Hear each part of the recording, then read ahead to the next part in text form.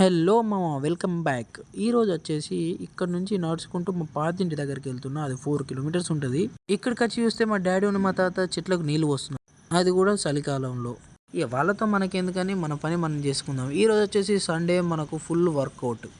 ఈ చెట్లన్నీ ఎక్కి దిగేసరికి బాడీ మొత్తం ఉల్టా పల్టా అయిపోతుంది. నేను ఎక్కిన సైడు ఒక 3 చెట్లు, ఇంకో సైడు ఇంకో 3 చెట్లు. ఈ మా డాడీ ఉన్న మా తాత ఇద్దరు వచ్చేసి ఈ చెట్లు కింద పడ్డ కొమ్మలన్నీ క్లీన్ చేస్తున్నారు. వాళ్ళు చేసేది చూసి నేను కూడా వచ్చి వాళ్ళకి కొంచెం హెల్ప్ చేశా. ఇదిగో ఈ విధంగా ఓకే డన్. అండ్ మా తాత చూడు ఒక ఆకు వీకడానికి ఎంత కష్టపడుతున్నాడో. ఒక బలం అవసరం తాత నీకు. ఇదిగో చూడండి, ఈయన ఇచ్చిన మా డాడీ ఎప్పటికీ రిపేర్ చేస్తూనే ఉంటాడు.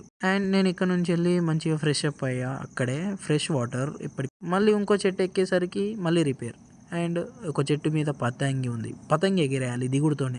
ఈ చెట్ల కొమ్మలన్నీ నరకడానికి మెయిన్ రీజన్ ఏంటిదంటే, ఈ కొమ్మల నీడ అనేది మనం కింద ఏదైతే చెట్లు పెట్టినామో వాటి మీద ఈ నీడ పడుతుంది, అందుకనే నరకడం. ఎందుకంటే ఇది ఫోటోసింథసిస్ ప్రాబ్లం వస్తుంది. ద మెయిన్ రీజన్ చెట్లు నరకుడు.